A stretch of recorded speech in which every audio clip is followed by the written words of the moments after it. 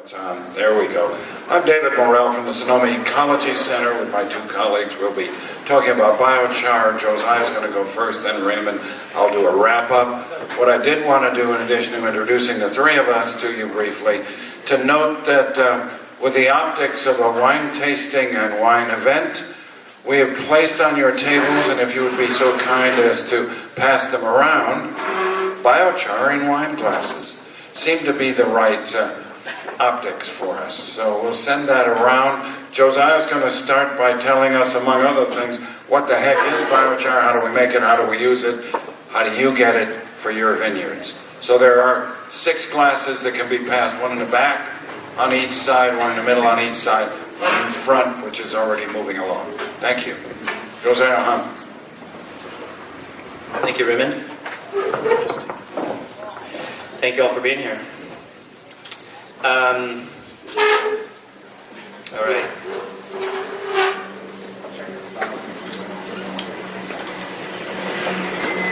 We've got pointed it here.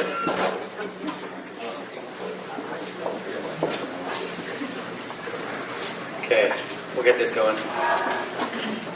So while I'm waiting, has anyone out here heard of biochar? Has anyone not heard of biochars? Okay, a lot of people. I think there might have been more not heard of it than heard of it. Yeah, is that better? Okay, sorry about that. So the conclusion of that entirely quick study there was that there's probably more not heard of biochars in this room than there is heard of it. So here we go. What is biochar? Biochar is a word that we made up a couple years ago. What that word is designed to describe is biomass charcoal when used or found in soil. I think it's important to note that biochar is mostly just carbon, but it's a different allotrope of carbon. It's carbon in a different phase. So we have carbon in the atmosphere in its gaseous phase. We have carbon in plant material in a plant material phase, a living organic material phase. Another form of carbon is diamond. That's a different allotrope of carbon. So biochar is somewhere between organic matter, like wood chip carbon, and diamond carbon. It's somewhere, it's a different type of carbon. It lasts a really, really long time. So how does it become this? It basically starts out as woody material, and then it becomes a glowing ember. And then it cools without turning to ash. In the presence of oxygen, that glowing ember will completely combust to ash, but if you can control the oxygen, you can get that ember to cool down. I mean, that ember, that represents molecules that are so excited they're dancing around and emitting photons and electrons and glowing. It's an incredibly excited state for the carbon. And once it reaches that state, the molecules... Can you get that? Thanks. The molecules are forever changed. Well, they're irreversibly changed. I mean, you can turn it into biochar, but you can't turn biochar back into wood chip directly. You can't just go one. Anyway, so I think it's important to recognize that it's basically a woody material that's gone through a very transformative experience. And you can see the piece on the right over there. That's a piece of charcoal. A lot of you might even recognize the radial pores on the radial lines. That's a coastal live oak, and you can kind of see it when you look at it. Yeah, it's got those. It's kind of telltale oak with those really long radial lines. All right, moving on. So, biochar has been around for a very, very long time. The word, again, it's a new word. Thanks for holding on. But the material is not new. The material, charcoal, has been around as long as fire and life have coexisted, which, according to geologic studies, seems to be around the 300 and some odd million years ago, when plant life first habitated the earth enough to change the atmosphere to allow for enough oxygen for fires to start happening. So it's been around for a very, very long time. It exists in our soils already, naturally occurring from fires and from human activities. It does not decay very quickly. It does decay eventually, but not very quickly, so it does tend to accumulate. So most plants and soil microorganisms have evolved with some amount of charcoal in their environment. Again, not a new material, new word. Here's a classic diagram of that kind of portrays our understanding of what organic matter is.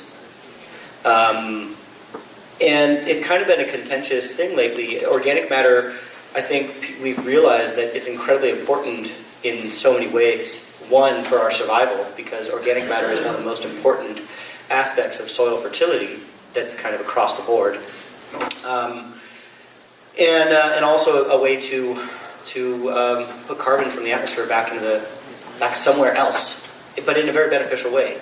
So organic matter, really important stuff. It turns out we don't know, we're missing some gaps in our understanding. So anyways, that black portion is the stabilized organic matter, right? Well, now we know with better tools of measurement that some significant portion of that is charcoal. So charcoal exists in soil, but it doesn't exist on your soil analytical report. So the gap is in the tools that we're using to measure. There's some fancier tools that we can actually decipher exactly what portion of your soil is charcoal. And using those tools, we find that it's very commonly 5 to 15% of organic matter. So of your total organic matter, charcoal makes up very commonly 5 to 15%. And in many of the agricultural soils of the United States, as much as 35%. And in some fantastic soils, such as the terra preta soils of the Amazon, it makes up 45 to 50%. So it's kind of a new understanding of soil organic matter. Now that we've understood a few things. One, that mycorrhizae are not unique, but they're basically the norm. That was an understanding of the past few decades. Now we're expanding our understanding of what organic matter is, how does it get there, and nuances of how we maintain it and what it means and all these things. Charcoal is a piece of that puzzle. So moving on. Again, I kind of touched on that. So Iowa, famously fertile soils of Iowa. Again, we're just getting our grip on this, but it looks like something like 30 to 50% of the organic matter in the topsoil tends to be charcoal, or using the new word, biochar. Charcoal kind of brings to mind barbecues and fuel and stuff. This is the famous terra preta soils of the Amazon. Many people associate this with the understanding of biochar, which is somewhat accurate because that's kind of where the word came from, because it was such an amazing, profound difference. You have this uniformly poor area, the Amazon basin, huge area of uniformly poor soil. And then you have these pockets of incredibly fertile, dark, productive soil that was man-made. It took them a while to figure that out. So what was the key to this? And what they found is that charcoal allowed all the other amendments to have something better to stick to, because the highly weathered oxazole soils of the Amazon had a hard time holding on to nutrients and organic matter. Charcoal helped in that. And these soils have high levels of charcoal. They also have higher levels of non-charcoal organic matter than the surrounding soils, and much higher levels of phosphorus and calcium, and higher microbial communities and all kinds of stuff. So the scientist Wim Sombrecht was really interested in these, and he kind of helped coin the term biochar because he realized, wow, this is big. And he kind of put together the whole big spectrum that I think David Morrell is going to kind of cover the bigger picture. Which is we have piles of organic matter so large we call it waste. And we can take these waste organic material piles, such as sawdust, wood chips, in every industry, in grains, there's rice hulls or corn cobs. You can take these waste organic materials and transform them into charcoal carbon, which is very stable, put it in the soil where it can help in water conservation, nutrient conservation, and plant growth. And by doing so, we're sequestering atmospheric carbon for centuries to come, because charcoal is very recalcitrant, lasts a long time. So that whole bigger concept really caught on with people concerned about the climate and looking for kind of win-win solutions using natural methods. And so that really helped spin off the hype that propelled the word biochar into this new realm. All right, so this is a picture I took of 7 a bunch of different biochars. That's all biochar. Biochar doesn't mean one particular thing. These are all different biochar materials, different sizes, different materials. Some out of coconut shell, some out of woods, softwoods, hardwoods, powders. This is just kind of like biochar porn. It's like really just looking at the close-up of what this stuff really is. So this is a hardwood tree species, kind of really up close, and you can see the pores of the wood. So the living body of the plant with vascular tissue gets frozen in time when it's transformed into charcoal. And it changes a little bit. You can see this was a really, really dense hardwood, and it kind of fractured a little bit. But you still see a lot of the original pore structure is remaining. This is a picture of some more charcoal. This is the stuff we make here in California, and that's on a tablespoon to show size reference. This is really, really, really up close. All right, so this is showing the pores, and people experienced in botany would say, "Oh, well, it looks like a piece of bamboo." It's a piece of bamboo, and you can see the pores, and you can see the different, anatomical structures of the plant material. And there's pores connecting the pores. You see the smaller ones there. So that's part of the magic of this material. Not just that it's a really, really long-lasting form of stable organic matter, but it has a really intricate design that was determined by the plant material it was made from. Plants use tubes and tunnels throughout their body to transport food and water against gravity, sometimes hundreds of feet up in the air, and they do that with things like capillary action. So there's this really cool structure, and that's part of the magic. And all that gunky stuff is bacteria. So that gives a size reference again. So this is a study where they used charcoal to increase the compost rate, the rate of composting that was happening using charcoal, and they found that, the charcoal helped increase the rate. And so they took some pictures with the bacteria. Here's a picture with the mycorrhizal fungi. So this is a glomus. This is a glomus fungi. So this is the vascular mycorrhizal, or vascular arbuscular mycorrhizal. I'm getting tongue-tied up here, sorry about that. But that's the big spore on the right, and then you can see the high five plugging right into the biochar. So again, just a size reference that I think is important. Here's a picture in a pile of compost in my yard with charcoal, manure, and a mushroom that just kind of popped up. And I like this picture a lot because I feel as though it kind of illustrates something that I couldn't say as well in words. This kind of embrace between the two. Here's another piece of charcoal from my yard. I just pulled this one out from underneath a tree.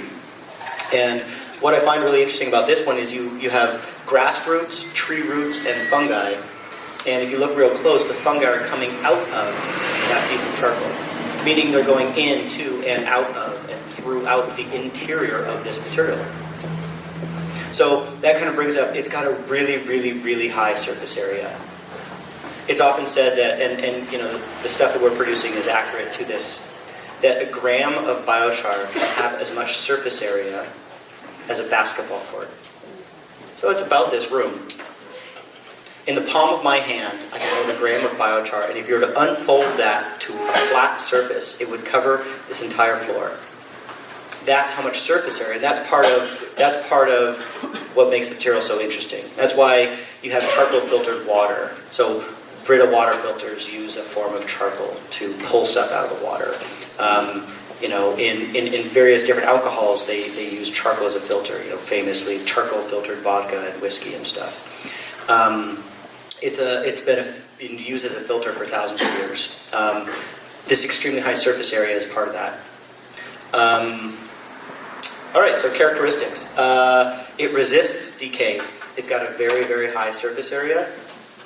It's got intricate porosity determined by the plant material it was made from. So these are kind of, the top two are kind of the normal hitting points we've been, as biochar guys, we get up there and we say those top two hitting points. The third is one I kind of like to throw in there because I think it's really important. And then the fourth one is, it's been something that has been alluded to in a lot of the research that we've been doing because we can't necessarily determine the mechanism that's responsible for achieving the results we're achieving. So we find these really interesting results when we use biochar in soils. And it's like, well, how did that happen? And one of the theories proposed was electron transfer. Graphite, it's known, is more electrically conductive than copper. All right? So biochar is not normally taken, it's not conductive over great lengths. And it's hard to do that. They're still working on that. But graphite, over at least short lengths, is more conductive than copper. It's a highly conductive material. And so how much of that conductivity do we find in biochar, which is generally made at lower temperatures than graphite would be? And what they've been finding is a lot. There is graphitic type characteristics in biochar materials, particularly biochar materials cooked above 600 degrees Celsius. And so this is really interesting in what it can do to help microbes do their alchemic magic. Microbes are transferring electrons in order to make unavailable nutrients available nutrients. And in order to do that, electrons move around. And so to have a material that's electrically conductive is wonderfully facilitative in their ability to do the work they do. And so that's something that until recently we're like, yeah, we think that might be. And then there was a big paper that came out recently that was between a bunch of physicists and soil scientists that really kind of like, yeah, it's real. So that facilitates electron transfer, and that's an interesting characteristic of biochar. And then here's one of the articles that was talking about that article. Researchers discover high-def electron pathways in soil. I just like that. That really sounds cool, yeah? And it's a nice little picture. And underneath here, there's that's the article. Rapid electron transfer by the carbon matrix in natural pyrogenic carbon. So you can look that up if you have time. Okay, so what really matters is how does this benefit my winery or my vineyard? You know, how does this help in agriculture? Because that's where the rubber meets the road. You know, all these wonderful ideas of carbon sequestration and saving the planet and all that stuff ain't going to happen if we don't get it in the ground. So agricultural benefits typically is water conservation, nutrient conservation, facilitates microbial activity and survival. So by acting as a reservoir for water and nutrients, the microbes can survive adversity. And stable organic matter. Stable organic matter kind of hits the others, but figured it's worth putting up there. So water conservation, nutrient conservation, and facilitates microbial activity and survival. These are all fairly well documented. Up on my booth over there, I put together an expanded version of that, where I basically explain in a paragraph or two water conservation, nutrient conservation, microbial activity, stable organic matter. I explain that, and then include the citations for the references of the peer-reviewed published research articles supporting that. And also you can look into more information about that. How to use biochar. Okay, so I wanted to start off this whole thing by going ahead and doing the what is biochar, so at least we can get to work. Now here's the part where, this is the part I get excited about. Let's get to work. I run a company, we sell product, and this is some of the, I've worked with biochar. I have a farm out in Hawaii. I've been working with it for about 8 or 9 years now, and this is my tips. Biochar improves over time. This can happen in seasons in the soil or in weeks in compost. So generally we find that when you take fresh raw biochar and put it in soil, your results in the first year will not be as good as your results in the second, third, fourth, fifth, and so on. The results improve over time. It has to mature a little bit. Kind of like wine might sometimes be better after it kind of matures for a little bit. I'm totally going in, dipping in scared water here because I am a total newbie to wine. But I think that's a fair enough analogy. Biochar matures over time, and as it does, it gets better. This can happen over seasons in soil, but it happens very fast in a compost pile, over weeks in a compost pile. Best applied in combination with a nitrogen source. When you put fresh raw biochar in your soil, a lot of microbes are going to colonize that material. It's got almost no nitrogen in it. We tend to find a temporary nitrogen tie-up when you add fresh raw biochar. If you want to avoid that, or if that's problematic too, you want to apply it with a nitrogen source in combination. Or, if that's not the case, follow it with a legume crop. Nitrogen-fixing legume crop will love that. Don't leave it bare on the surface. You either got to till it in or cover it with mulch. or co-apply with compost. Again, just driving it home. Compost likes biochar, and biochar likes compost. It really is a mutually beneficial relationship. The compost process is improved with a little bit of biochar. Mostly we're finding that about 5 to 10% by volume seems to be great. 5 to 10% by volume gives us a significant reduction in the loss of nitrogen during the composting process. Nitrogen volatilizes off into the atmosphere, not a good thing for the atmosphere, and losing value in the compost. Another significant benefit of the biochar to the compost is that we tend to find greater microbial activity.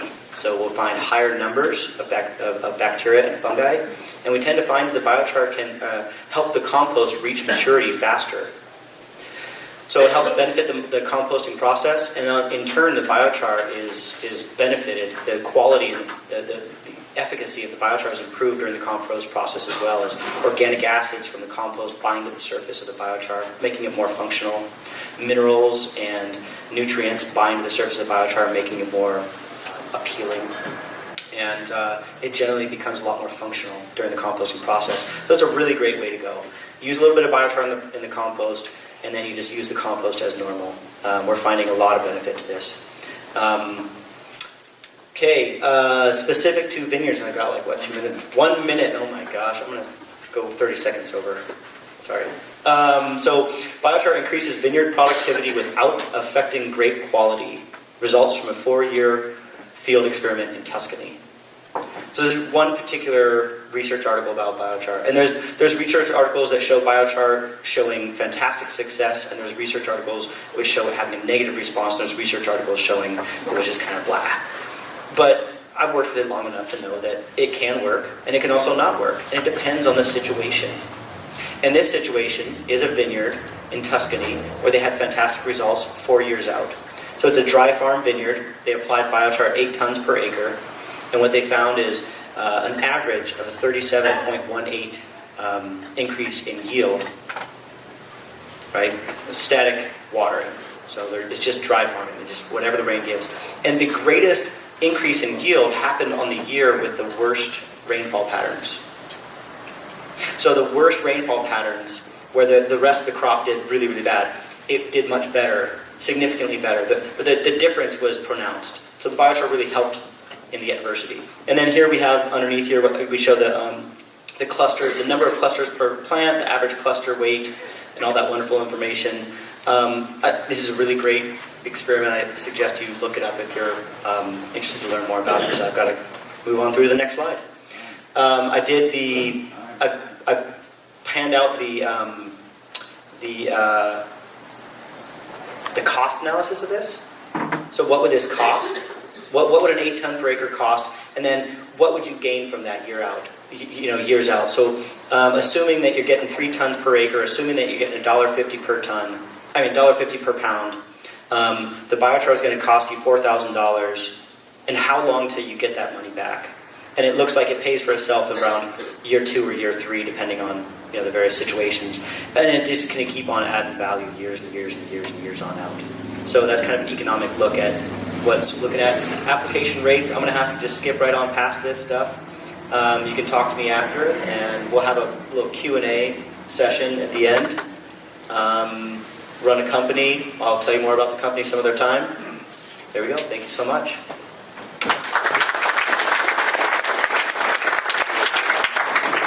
Thank you, Josiah. Excellent. Sorry I had to cut you off, but that leaves some time for our next speaker, and maybe even for me.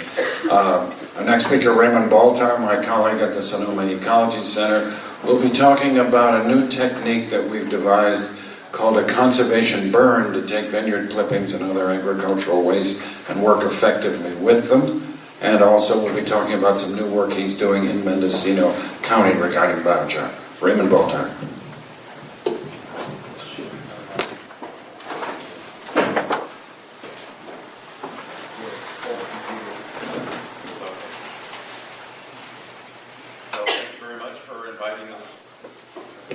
Thank you very much for inviting us here. We appreciate the opportunity. Okay, so as David said, I am going to talk a little bit about the conservation burn. How many people here do actual open burning of your vineyard material? Nobody's doing? Okay, there's a few of you. Are most people chipping up here now, or doing chipping as well? Anyway, I'm going to talk a little bit about that. It's actually a much cleaner, less polluting way to burn. So everybody should be doing it this way. And it also produces biochar, so it might give you something to kind of work with and play with in your own gardens. I'm also going to involved with the Redwood Forest Foundation's biochar project. Does anybody here know Judy Harwood? The Redwood Forest Foundation. Anyway, I'm going to just kind of jump right in. So I'm going to talk a little bit about the conservation burn. There's actually a simple pit method you can do. And there are also some kilns that are being produced now, which are not really farm scale, but they're starting to get to that scale. And then, as I said, I'll also talk about the Redwood Forest Foundation's project. I'll talk about that later. So first I wanted to talk a little bit about this idea that wood doesn't actually burn. I know that's kind of a strange statement, but it actually, when material is heated up, when woody material is heated up, the cellulosic part of it, the carbohydrates and the sugars, gasify, and then what's left is actually the lignin part, which turns into the char. So this is just kind of an interesting illustration that it's not actually the wood part. This is a stick match. It gasifies, and then the gases escape, and then what's left is that part of the stick match. That's actually what we're calling biochar. So this is obviously why you don't want to do open burning in the old method. It's extremely polluting. There are 300 plus chemical compounds. This wasn't done here, obviously. This was done in Sonoma County. But this is what we're trying to avoid. And so over the past 4 years, we've given trainings, 30 different trainings up and down California to farms, mostly vineyards. We've worked with Gallo in San Luis Obispo, Cape Bread in Napa, Clos du Bois in Sonoma County. So what is a conservation burn? It's basically just lighting the fire from the top rather than the bottom and managing the pile a little bit differently. And I'll talk about that. It's a faster, it actually burns faster this way. It's less polluting.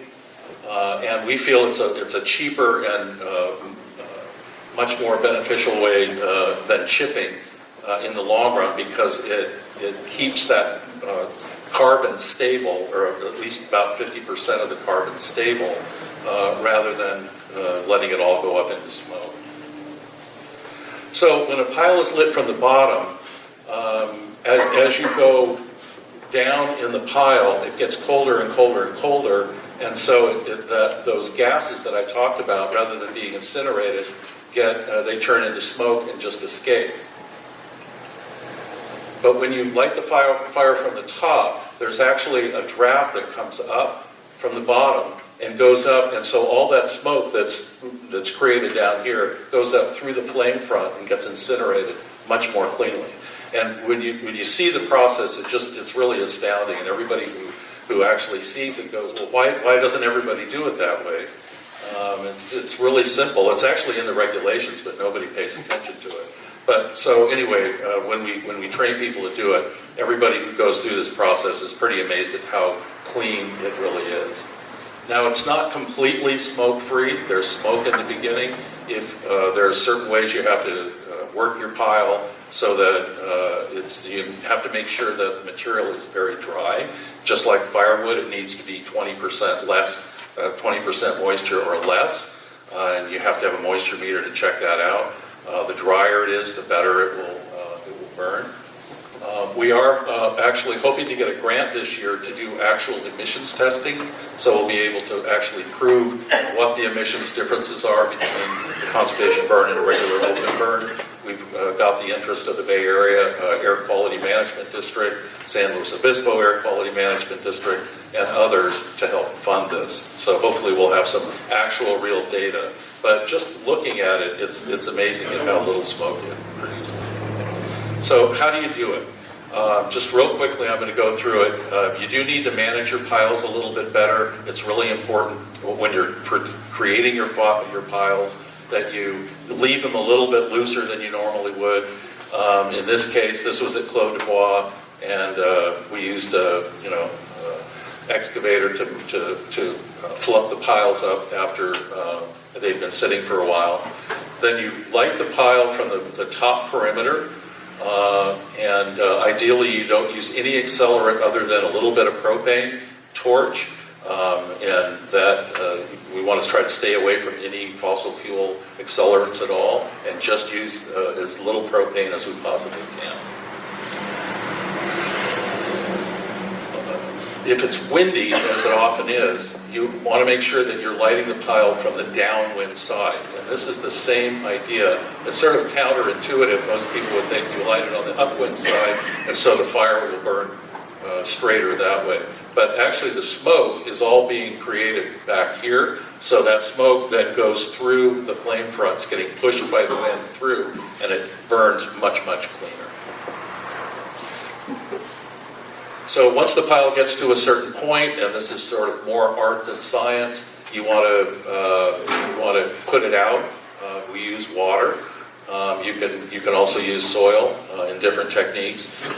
Again, we've done about 30 of these trainings, and we're still kind of learning exactly when to put it out to maximize the char, which is what we're going to produce in the end.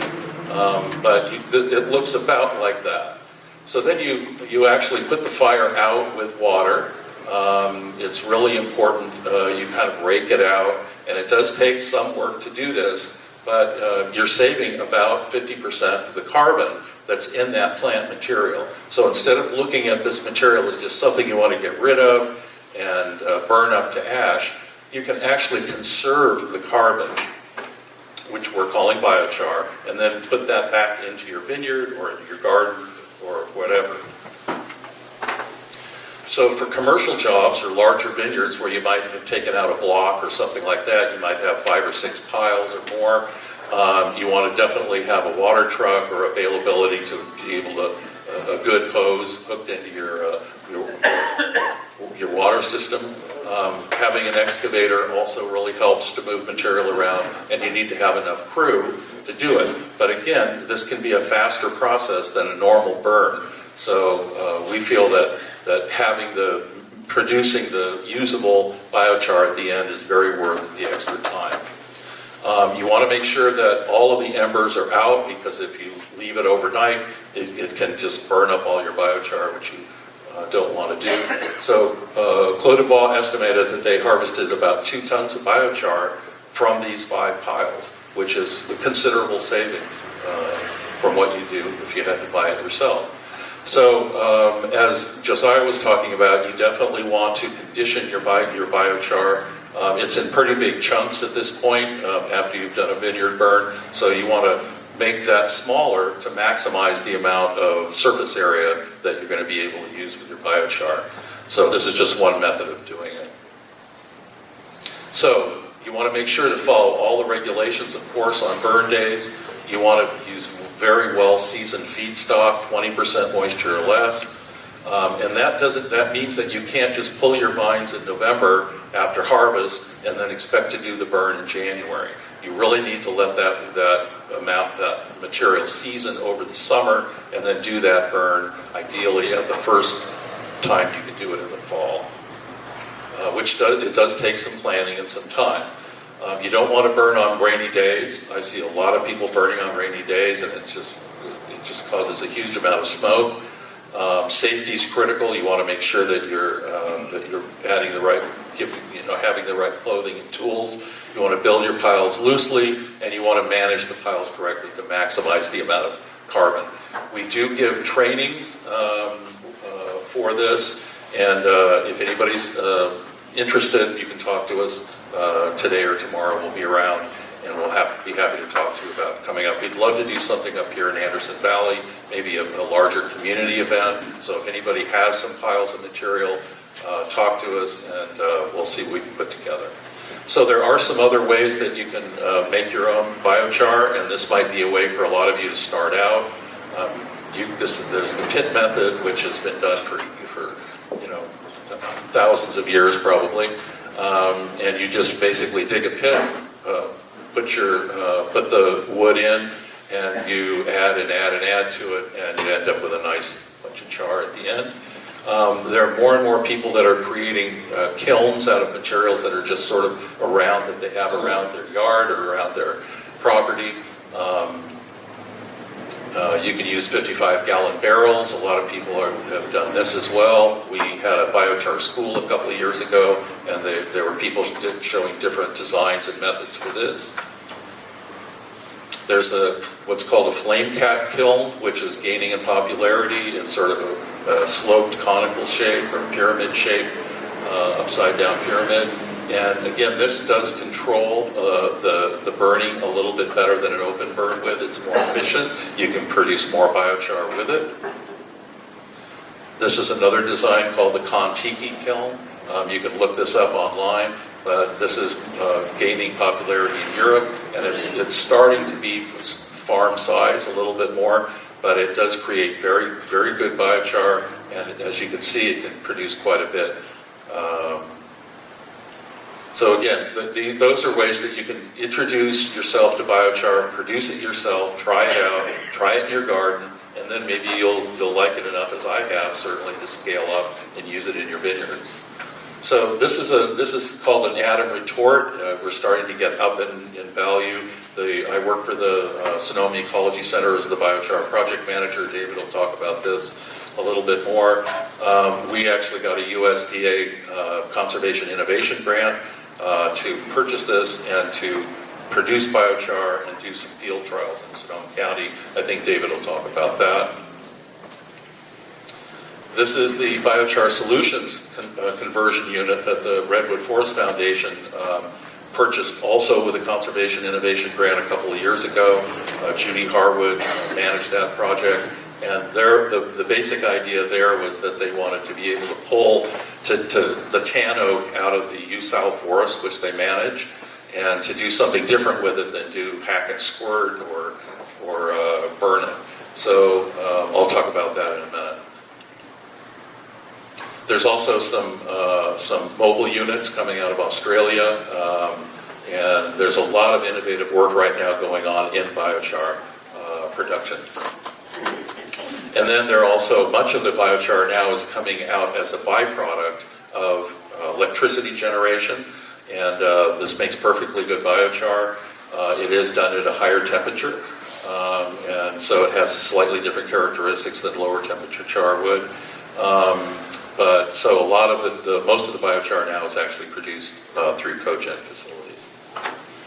So not all biochars are the same, and Josiah did talk about this. It's really important to note. It doesn't mean that different types of biochars aren't good. It just means that they might have different characteristics.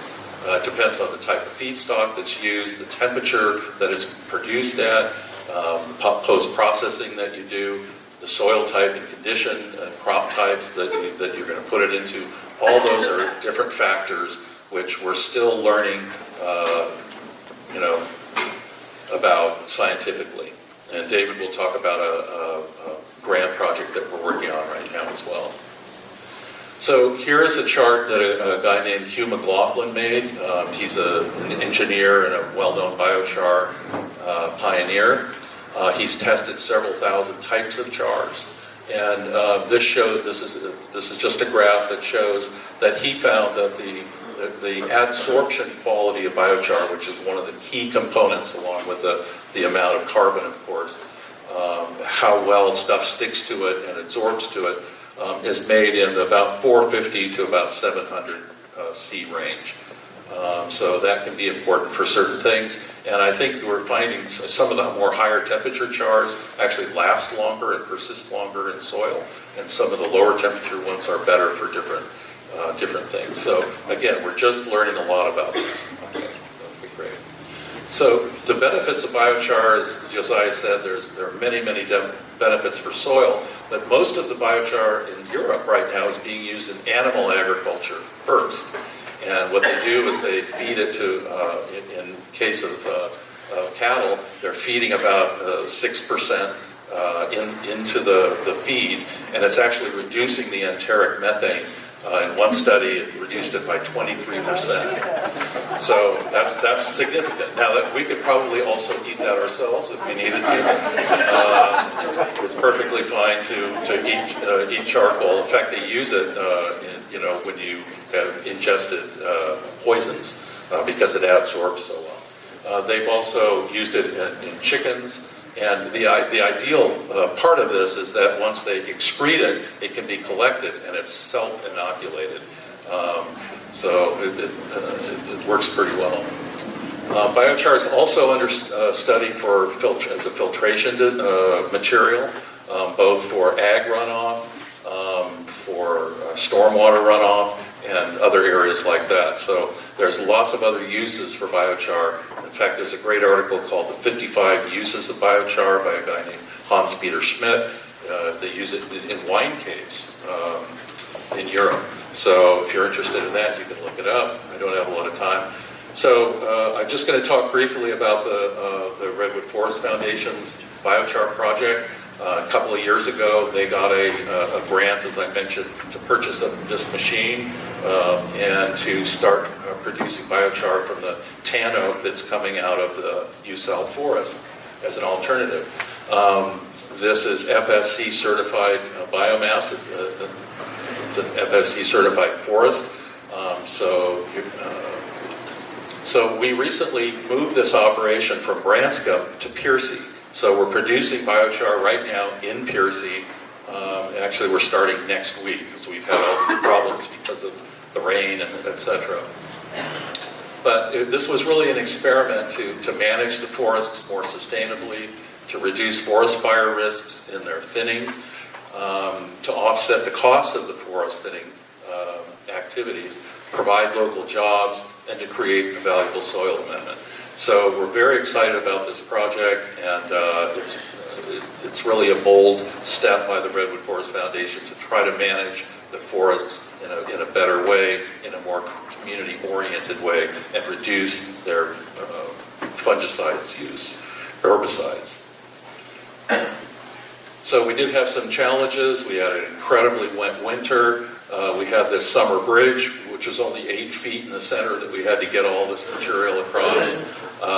We're having issues with getting dry chips now because of the wet winter. And permitting, of course, has been interesting. But we're ready to go, and we're starting production next week. So here's just a quick shot of what the operation is looking like now, and a little bit of the biochar that's coming out. We do have some samples in the back if you're interested. And so that's what I have to say. So if you have any questions, we'll be having a question and answer after. So now I'll give it to David Morrell. Thank you, Raymond. Thank you, Josiah. We've spent a lot already on what is biochar, how do you make it, how do you use it in the vineyards. I'd like to mostly take, once the slides are coming up, I remain ever confident here that we find the slides that we tested. They were there earlier this morning. I want to take a broader view primarily in this talk for the next 20 minutes or so, and look about the need to put carbon underground, to bury carbon, and to move potentially from a good goal, an excellent goal of being carbon neutral with things like solar and wind and electric vehicles, to being carbon negative by putting carbon into the ground for centuries. So it's doing its thing. There we are. Yeah. So I want to talk briefly about a couple of other projects we're doing. Let's see, this is going to take 2 hands to have that thing held. And let's see. Yeah, there we go. So basically we're talking about a way to pull the pieces together in true sustainability by thinking about the environment, economic issues, and people, and healthy communities, and equity in the system. And we see that it has the possibility that carbon biochar could play a major role in pulling these pieces together, especially in California, potentially globally. We all know about the need to talk about farm to table. We've sort of turned it on its head a little bit. We're talking about moving from forest to farm through biochar. What do we mean by that? The numbers are staggering. They're almost unbelievable, but 3 years of drought with no water and bark beetles eating trees, killing trees that can't resist. They tell us, I guess I believe the number, 100 million dead trees, plus ag waste on a daily basis being generated in the Central Valley, here in Mendocino and Anderson Valley. What are we going to do with it? How do we handle that? We also, of course, have seen for 3 years an incredible agricultural water crisis. We did have a rainy and snowy winter this year, but I personally don't believe that means all the next winters are going to be rainy and snowy. Not likely, not possible. So we've got an agricultural water crisis. We've got it with almonds, we've got it with orchards, we have it with vineyards, and so on.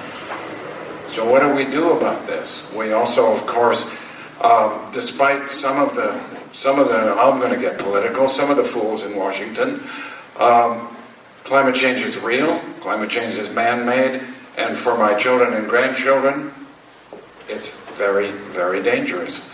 So there's a way to pull these pieces together using charcoal. Pretty amazing. We can go, as I said, hopefully, to carbon negative, not just carbon neutral. And we can do this potentially by pulling these three different arenas of action together, implementing a program that cross-cuts these public policy and action areas into something that works together. We can reduce forest fire risk and make effective use of millions of dead trees by turning them into biochar. We can use the biochar in our agriculture to save water. Water conservation is real using biochar. We have statistics that shows that. And in doing so, we can deal with some aspects, at least, of the carbon global crisis by going carbon negative, by putting that carbon into the ground. My dream, it's not yet a reality to be sure, my dream is that the savings for a number of our agricultural establishments in water cost can pay for the cost of the biochar. When that happens, we have free carbon sequestration. That is, by saving money on buying water, we can afford to pay for the cost of the biochar, and therefore we're getting free carbon into the ground for decades, centuries, eons, beyond my lifetime, and probably beyond yours. So how do we make this a reality? We're looking at a series of efforts. We've had the opportunity to brief the governor's lead planning person, the head of the Office of Planning and Research in the governor's office about these issues, and trying to get the California legislature to come to grips with a way to pull all this together. We need to keep most of the existing biomass to energy plants operational. At the moment, their electric sales aren't keeping many of them open, and so they're threatened with closing. And they're making good biochar, as Josiah Hunt gets his biochar from that kind of a system. We can fast-track permitting and funding to demonstrate these promising technologies. You saw from Raymond a whole range of different technologies that are available. We're talking with the Almond Board, we're talking with others about various ways to bring technologies to bear, and the state can potentially, one more of my dreams, fast-track permitting for these kinds of facilities so we can move them forward. And we're beginning to see state funding. We have a grant I'll talk about in a minute, some of the things we're doing with grants. We now at the Sonoma Ecology Center have a grant from the California Department of Water Resources that's allowing us to hire scientists from the University of California, Riverside, to work with us to actually track soil health improvements and water conservation by putting biochar in the ground, including 12 acres of the Monterey Pacific Vineyard in Soledad, where Josiah's biochar has already been delivered and put into the soil. So these are some of the things we can do. Converting these big plants into making biochar, as we've already seen, can be done. Accelerating use of smaller technologies. You saw a number from Raymond. We can bring these into being. There's a new one in Berkeley. I'm talking with a sawmill operator in the Sonoma area at the moment about a range of technologies that could be used to deal with his wood waste rather than just chipping it and throwing it away or then paying to get rid of it. We want to use it to make biochar locally. Fast-tracking use of some of the kilns and smaller technologies, they really do work. That's one on the right where we really use it effectively to make biochar. Conservation burn, Raymond's talked about. This is one of my favorite quotes. This is from a fire marshal running late to one of our demonstrations. He says, "I can't find you. I always come to the plume." There's no plume. How the hell do I find you? So, great example of how clean these things burn. We do have, as Raymond Baltar mentioned, a proposal afoot that I'm comfortable we'll get funding to have real source testing done by a Bay Area leading source test air emissions firm in order to really document what we see visually from these conservation burns.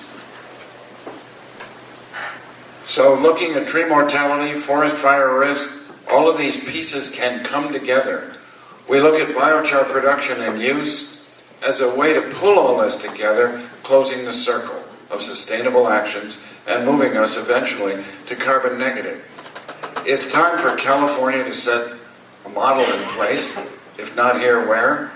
If not now, when?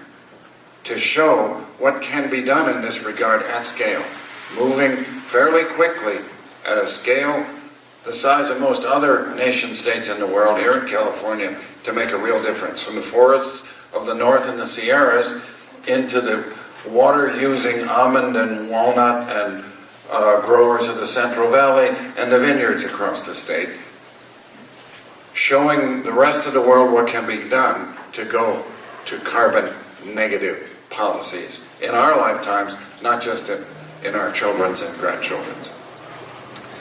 So dead trees to biochar can be done. Potential funding is available, some of the kinds of funds that are available. I'm watching time because I really want to give us some time for some question and answer sessions as well. 5 minutes. I'm being told the same game I played on him. Thank you, son. And I think we'll make it within that. So this is really more on the same concept of the way in which we do it. There's lots of labor issues here that can be very positive in an era when we're looking for ways to deal with inequity in the labor force and wage rate issues, moving these logs to log decks, conservation burns, first demonstrate, then scale up rapidly. Soil amendment on farms is really what builds out of what we've done over the years in testing these things. I think there are a couple of slides coming at the end. Yes. We've had field trials already completed. We had a grant from the NRCS. You heard about NRCS earlier this morning, a so-called Conservation Innovation Grant that allowed us to buy the atom retort machine that was shown earlier with me standing next to it. And we've done trials at 3 Sonoma County vineyard, two orchards, vegetable growers, and 1 pasture land. And we have a report on that. In the 1 orchard, we had incredibly good water savings. In another, the drought was so bad that it was hard to conduct the field trial and their irrigation system failed. And they're now considering bankruptcy at that particular farm due to the impacts of the drought. At the pasture test, we had some good results, but in the stuff happens, right? In the real world of field tests, one of the fences we put up to keep the sheep out of the test area broke down. The sheep got in, and of course, changed our measurements of yield and so on, because they're very good at eating. They eat my yield, and I wanted to test scientifically and prove. But we now have an DWR, Department of Water Resources funded. We have a $500,000, including cost match grant. University of Riverside, California Riverside scientists working with us at a Monterey Pacific vineyard in Soledad with 12 acres of replicable testing, with detailed tracking of water usage with some new kind of sensors that actually define how much water is needed based on the soil moisture content. And they then track and give us internet-based data on how much water is being applied in the biochar plots versus the non-biochar plots. That project has a second test going on at Desert Center in El Centro with land that's basically unarable, can't be grown, and we're trying to see whether we can build sufficient soil health at Desert Center in order to make that land useful. We're trying to grow some wheat on it and alfalfa, again, test and control plots with biochar and without. And third, in the center of the Central Valley, in a little town called Helm, not too far from Modesto, a pretty interesting place to visit, which I've done. There's a farm called Terra Nova Farm where we are testing on 7 acres of tomatoes, and we will have detailed results on tomato yield as well as water conservation, water usage. So we're testing 3 different ones. We're looking at the moment, Raymond and I and our grants manager are working hard on a new proposal for some additional funding to extend this grant, which was only a 1-year grant, to a 2nd year, and I'm hoping in that project to add in other vineyards, and we'd like to consider vineyards here as well as in Sonoma. So basically, it's time, we believe, to exercise leadership, to build models that work and begin to change the way in which we're doing things, tracking and publicizing our actions, looking at the kinds of issues that can be solved by serious action. So that's it. I thank you. I'm happy to take questions to all 3 of us. We appreciate your attention, and I would simply close by saying go forth and use biochar. Thank you.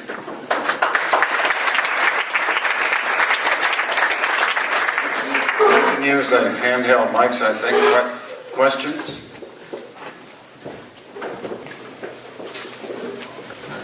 Raymond, you said potential of reduced herbicide or fungicide. What were you suggesting by that? They were using cabinet work techniques to get rid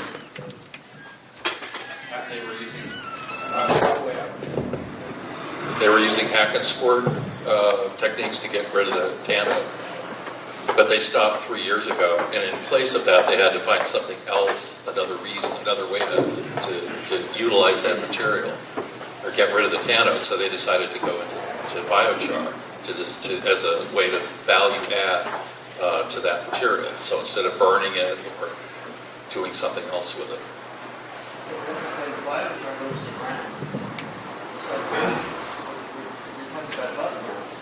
This was what they were doing prior with the tannin material. So they decided to do something else with it, which is now producing biochar.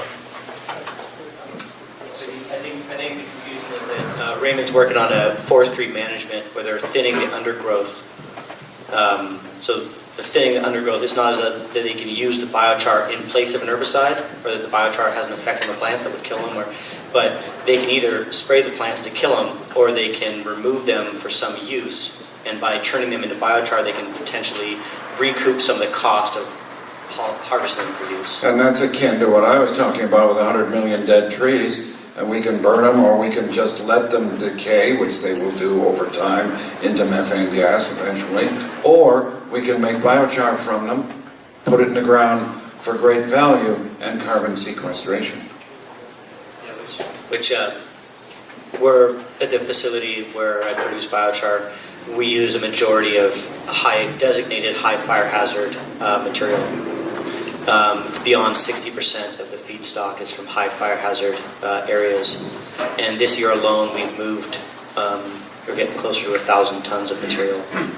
So that's a lot of carbon that we've put in the ground, and the majority of it from high fire hazard areas. So it's a beautiful dream that already has a foothold. We're already doing. It needs to be expanded greatly, but we're starting. Other questions out there? There's a gentleman in a hat. Good looking hat. You're welcome. Thank you for the presentation. It was very interesting. I'm wondering if biochar has any influence on the pH of the soil. Yeah, I'll take that. So biochar has ash with it. Ash happens, and that's what causes a pH influence. The carbon itself is neutral, but there's some varying amount of ash with any biochar material, and ash is alkaline and will have some amount of pH impact. So impact on the soil. So the most important measure to look at is not what the pH of the biochar is as much as the liming potential, because that's a factor of, one, what is the alkalinity of the ash material, and two, how much ash material is there in the charcoal. So it might have a pH reading of 10 or 11, which is really high, but if it has an ash content of 1%, that pH means almost nothing because the impact of it will be very minimal. So the pH is something to take a look at, and it's a positive characteristic if you have an acidic soil, and it's a characteristic to be managed carefully if you have an alkaline soil. Typically, for instance, the biochar that we produce, we have a 20-something% ash content on a regular basis. And our material is about 7 tons per acre to equal 1 ton of lime per acre. 1 ton of calcium carbonate lime. So 7 tons of biochar would be equal to 1 ton of calcium carbonate. So that's theoretical and real. And the biochar we produce in a different machine. The picture you saw, the atom retort, has almost no ash because of the way in which the controls are established. Some, but very low. And since you normally are going to mix or blend the biochar with compost, or hopefully use it with compost anyway, that extra ash it really becomes not a problem. I think there's an interesting parallel here with compost as it became known 20, 25 years ago. Work with John Jevons and others to understand compost. We hear kind of critique, well, biochars are different. No, one biochar is different than another. Josiah's biochar is different than what I'm making in an atom retort and what Raymond's making up in the North Coast. Yeah, of course. All composts are different. And we've come over the years now to appreciate and understand that we can live with the fact that chicken manure compost is going to be different than vegetable compost and so on. They are different in the same way that biochars are different, and yet they can all be beneficial in the right applications in our soil.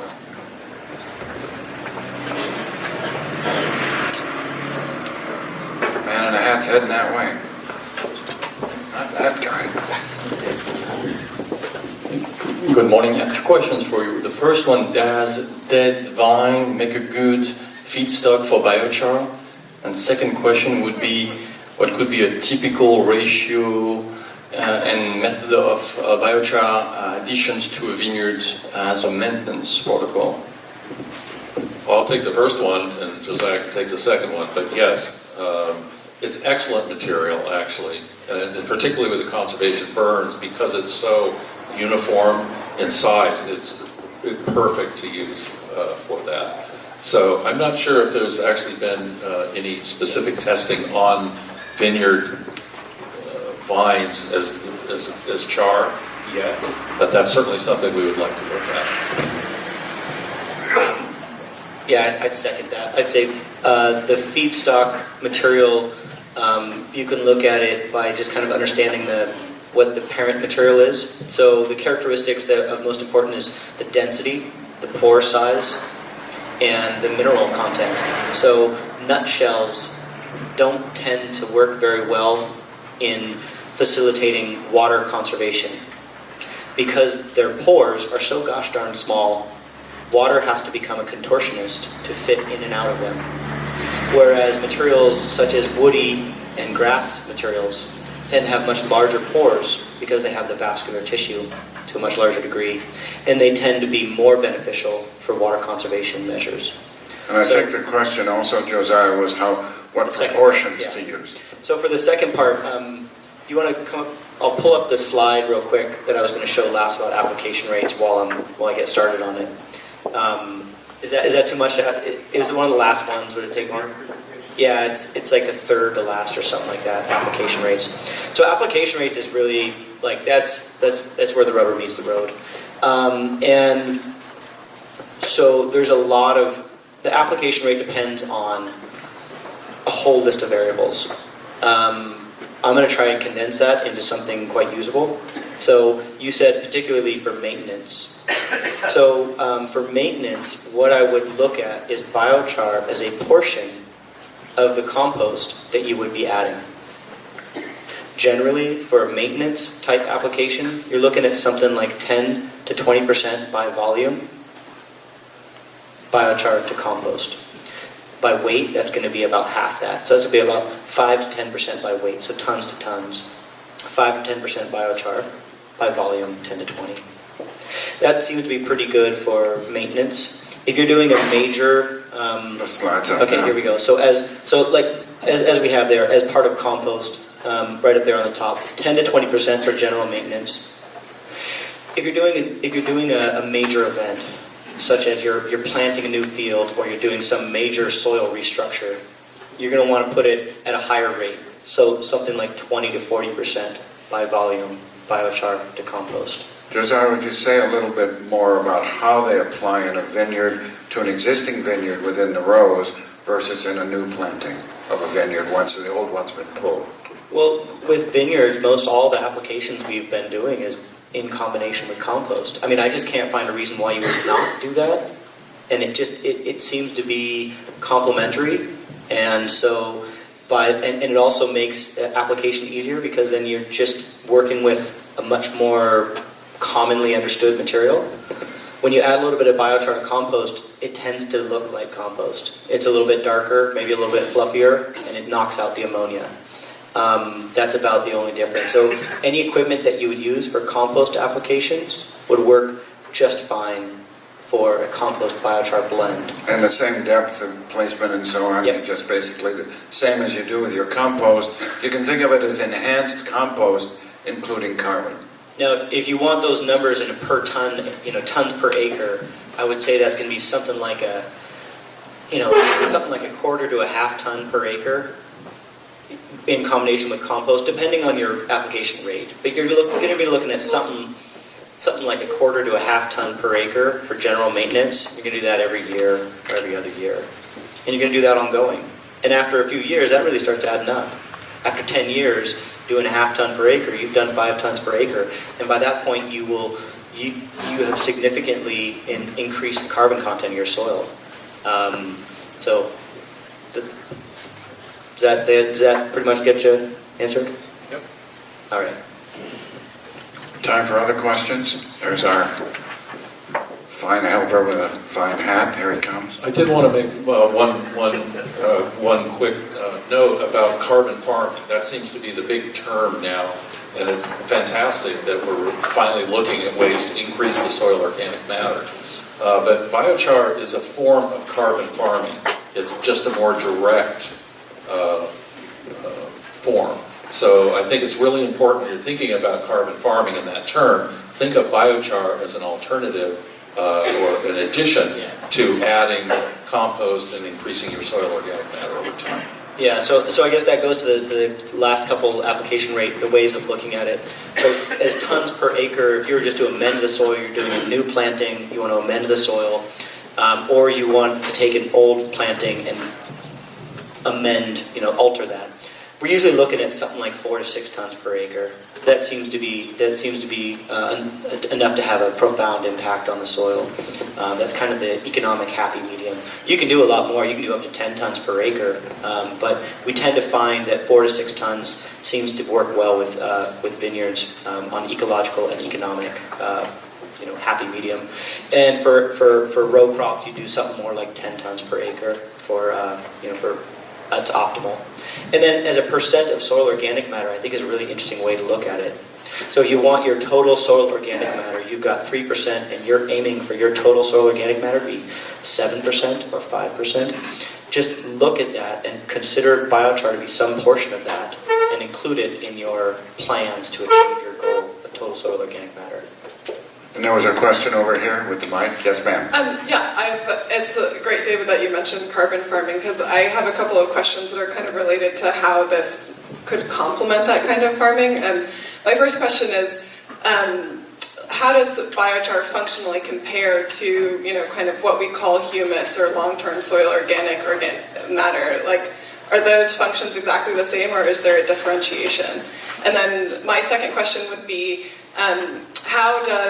David, you also mentioned in your presentation that there's about 50% loss of carbon in, say, burning any carbonaceous material to make the biochar, and I'm wondering how that stacks up against, say, a cold composting process or something like that. I think Raymond was the one who was dealing with this. I'm not sure about the second. You want to tackle that?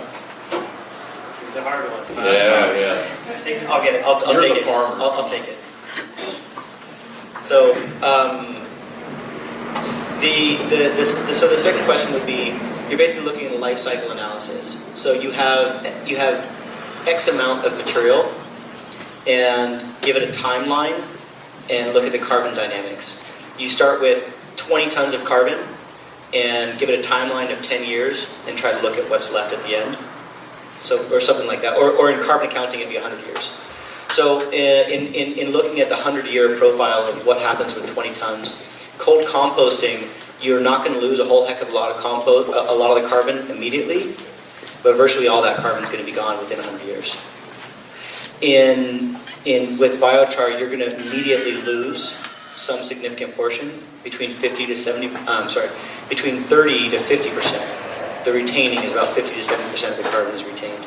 So about 30 to 50% of the carbon is gone right away. But the remaining 50 to 70% sticks around for the next 100 years. And so then the question is, well, there's more to that equation, because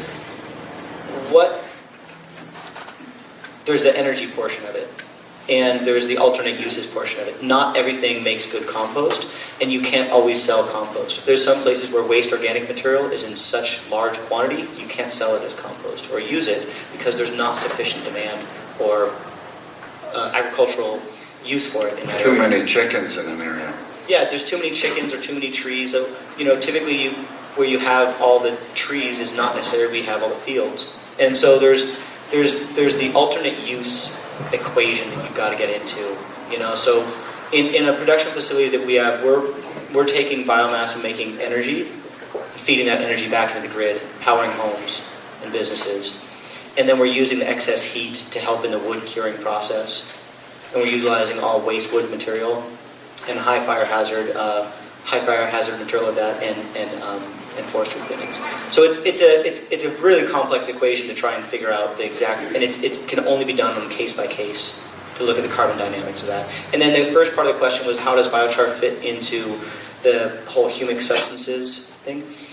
And yeah, so what we're finding that now is like it is already part of what we know and love to be organic matter. We just haven't recognized it because most soil organic matter analysis does not accurately tease out carbon, charcoal carbon, as separate from other carbon.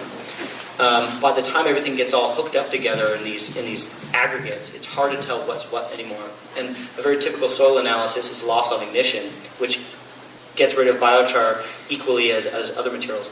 So the whole concept of what is humic matter is expanding in our understanding, and now what we're finding is that biochar is kind of sort of part of, or what, we're not really sure, but it fits into the same paradigm.